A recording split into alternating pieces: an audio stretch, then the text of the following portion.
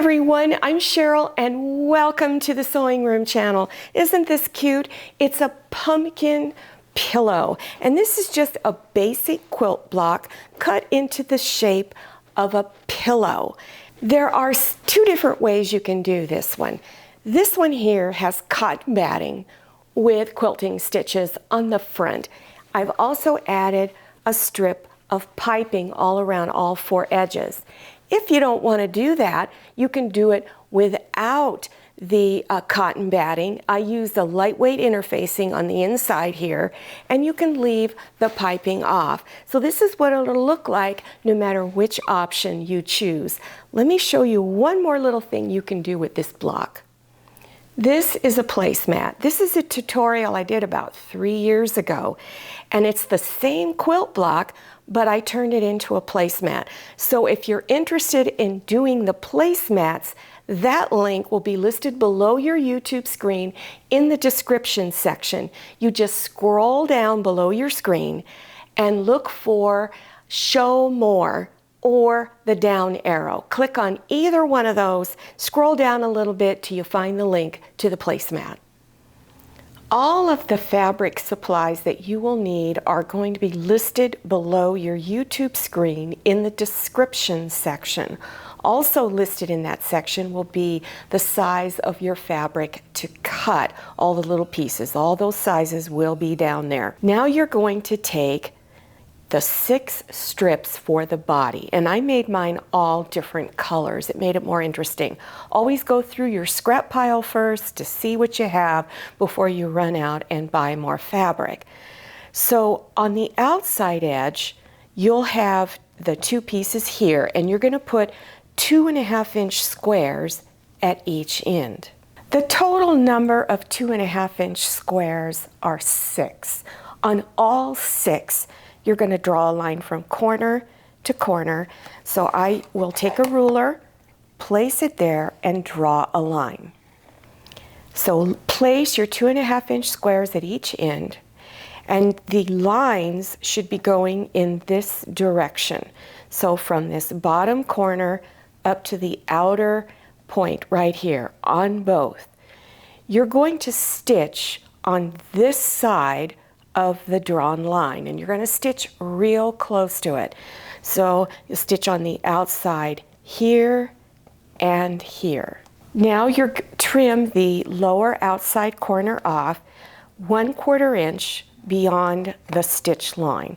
So place your ruler there, and either with scissors or a rotary cutter, trim it off. And again, you do it on all 4 corners. Press the seam on the back side, then unfold and press this corner out away from this strip. And the seam is pressed towards this little half square triangle. You do that on all 4 corners. Now you're going to stitch all of the strips together. I've already stitched these. You're going to do a 1/4 inch seam. And so you just bring front sides together of the strips and stitch 1/4 inch. Once you've got the body here attached, then attach your outside strips. This is what the block looks like at this point. So these little background half square triangles are on the outside towards the corner. Before you continue adding any more strips on, you want to look on the outer edges of your block, and if you have anything that's sticking out, you want to trim it even with your strip edge. I recommend you use a ruler to line it up and then trim anything that's sticking out off. Take your piece of background fabric that's about 5.5 inches wide by 2.5 inches. Take one of your 2.5-inch squares for the stem. I'm using a chocolate brown, and bring it on one edge, stitch 1/4 inch seam. Then press this seam, unfold, and press the seam towards the square. Now I'm going to work on the stem, so take your fabric for the stem. Place squares in each corner that have the drawn lines on them. This time you're going to have your lines going in the same direction like this. You're going to stitch on next to the line on the outside on this side and next to the line out on this side. Trim both outer corners off. Trim it down to a 1/4 inch wide seam on both sides. Press both seams on the back side, then unfold and press the corners out and away from the green here. Now you're going to take the stem and the leaf, bring them together, front sides, and stitch 1/4 inch seam along here, and then press the seam. At this point, this is what the upper strip looks like, and then this is what it looks like on the back. And when I was pressing this last seam here, I pressed it towards the stem. So this is the back side of the pumpkin body. I'm going to turn it over. Now you're going to stitch these two sections together. So bring front sides together, and then you're going to stitch a 1/4 inch seam along here. So now it should look like this. Now this little strip over here, I accidentally cut it a little too long. So you want to always look on the outside edge of your block and make sure everything is straight. So I will be trimming this off. So now you're going to take the two strips for the outer edge. I always cut these two strips just slightly longer than I need, because when you do a quilt block, you're never quite sure what size it's going to turn out. You have a goal that you aim towards, but it doesn't always get there. So in order for my strips to fit and I don't have to recut, I'll just add another 1/2 inch. So now I'm going to center these outside strips and then stitch a 1/4 inch seam. Do the same thing on this edge, do a 1/4 inch seam. Then you're going to press on the back side, unfold and press on the outer edge, and then if you have anything sticking out, you want to go ahead and trim that off. Take your two strips for the top and bottom, and you're going to bring them on top at this upper edge. Line up your edges all the way across, and do this one too. Line them up, and again I cut these two strips a little longer than I needed because I wanted to make sure it would cover all of the edges. So go ahead and stitch a 1/4 inch seam, then press the seams, and then trim anything off on the outer edges. So this is what the front of the pillow will look like when it is done. Now before you go on to the next step, you need to make a decision. Are you going to use cotton batting? If you are, then you need to do quilting stitches. If you're not sure what quilting stitches are, if you look real close, you'll see these little squiggly lines all over. You can also do straight lines. If you've never done quilting stitches before, I do have a tutorial on how to do it, and it will be listed below your YouTube screen. Your other option is, and if you're going to do quilting stitches, you need to put your cotton batting underneath on the back side, pin everything down, and then do your quilting stitches. But if you don't want to put cotton batting in it, I would advise you to use a lightweight fusible interfacing, and you would just put it on the back, follow package instructions. It will require a hot iron with steam and a damp cloth, and it only takes just a couple of minutes to fuse it on. And this will hold all of the seams going in the correct direction. Here's what mine looks like on the back with the lightweight fusible interfacing on it.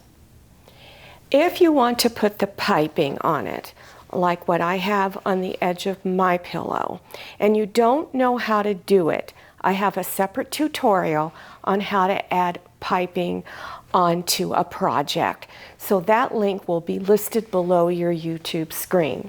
Before you put your fabric for the back of the pillow, if you're going to do piping, you need to attach it to these edges first.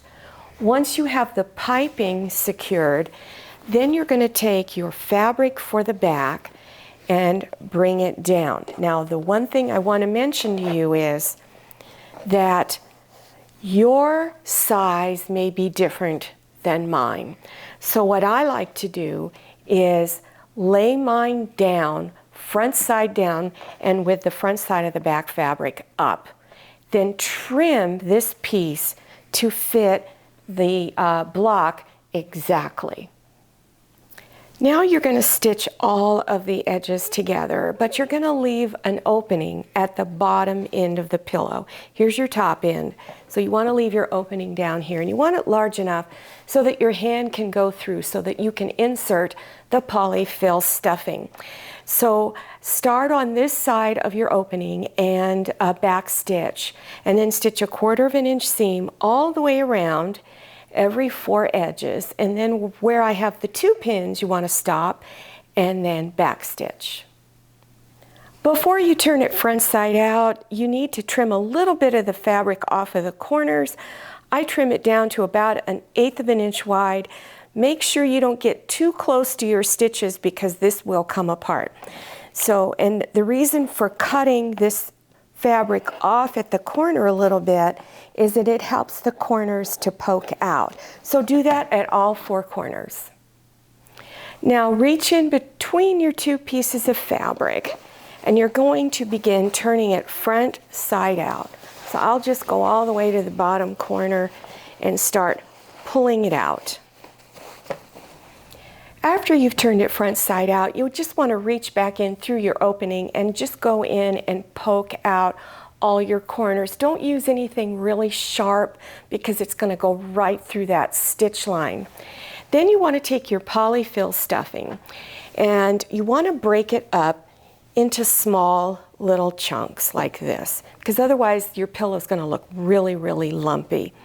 Then take a handful of it, insert it in, and what I like to do is take it and push it all the way to the back. So I'll fill in my 2 corners here and then across this way and slowly fill it up towards the front, making sure you fill the corners out first and then finish this up.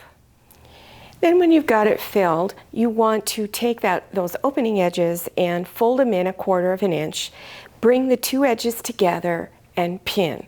I recommend you do a ladder stitch to close it up. It's a hidden stitch, and the link on how to do a ladder stitch is also listed below your YouTube screen.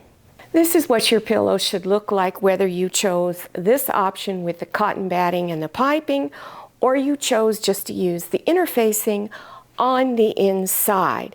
If you're interested in other pillow projects, I have many. There's going to be a link listed below your YouTube screen. And remember the placemat I showed you at the beginning of the tutorial? That is also going to be listed below your YouTube screen. Well, I hope you learned something from this. Make sure you follow me on Instagram and check out my Facebook page. Thank you so much for watching. I'll see you next time, and happy sewing. If you like the Sewing Room channel, one of the best ways to show your support is to subscribe by clicking on that red subscribe button and give this video a thumbs up. And don't forget to click on share to share this video with your friends. And make sure you click on the bell so you receive notifications for all my new videos. I'm Cheryl. This is Manny. See you next time.